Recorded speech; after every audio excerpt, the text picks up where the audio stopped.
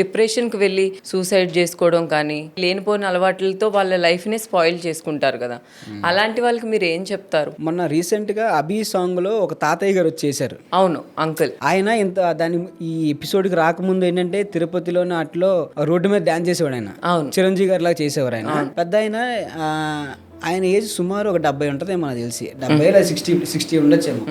ఆయన తన లైఫ్లో ఎప్పుడు కూడా ఒక రోడ్డు మీద డాన్స్ చేయాలి, చిరంజీవి గారి సాంగ్ వేయాలనుకోలేదు.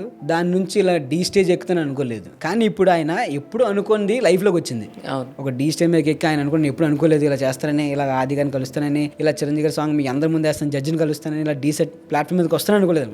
ఆయన ఇప్పుడు ఎంత సక్సెస్ రేట్లో ఉన్నాడు ఆయన. అదే జనరల్గా ఆయన ముందే అనుకొని నేను అలా వెళ్ళాలి, డీ స్టేజ్కి వెళ్ళాలి, ఏదో ఒకటి అవ్వాలి అనుకొని ఒకవేళ రాకపోయి ఉంటే ఆయన పరిస్థితి ఏంటి? డిప్రెషన్కి వెళ్ళడమో ఏదో ఆయన లైఫ్లో అది ఉండిపోద్ది, అరే ఇది నేను చేయలేకపోయానే అని చెప్పేసి. నేను చెప్పేది అదే, ఎప్పుడు లైఫ్ని మరీ టూ మచ్గా ప్లాన్ చేసుకోకూడదు, ఎక్స్పెక్టేషన్స్ ఉండకూడదు. ఫస్ట్ ఆఫ్ ఆల్ నీకు వచ్చింది నువ్వు చెయ్యి, దాని నుంచి ఈ రోజు కాకపోతే రేపు కాకపోతే ఎల్లుండి, ఏదో ఒక రోజు సంవత్సరం పోయేగానే వస్తుంది.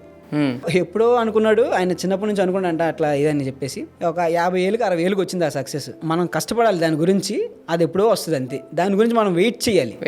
దాని గురించి ముందే మనం సూసైడ్ ప్లాన్ చేసుకొని ఓ అమ్మ అవ్వలేదు అని చచ్చిపోతే నీ సక్సెస్ అక్కడే పోయినట్టే. ఏమో నువ్వు చనిపోయిన తర్వాత రోజు రావచ్చేమో సక్సెస్, అనుకోకుండా రావచ్చు. ఇప్పుడు డాన్స్ కానీ సింగింగ్ కానీ ఏదైనా వర్క్ కానీ ఏదైనా కూడా మనం దాని మీద వర్క్ చేస్తున్నానండి, దాని మీద ధ్యాస పెట్టండి, హార్డ్ వర్క్ చేయండి. సక్సెస్ అనేది వస్తుంది, ఇమ్మీడియట్గా రాకపోవచ్చు కానీ ఖచ్చితంగా వస్తుంది. దాని గురించి మనం వెయిట్ చేసే ఓపిక ఉండాలి. అది ఓపిక ఉంటే ఖచ్చితంగా వస్తుంది, ఓపిక లేకపోతే సూసైడ్లో అవుతాయి.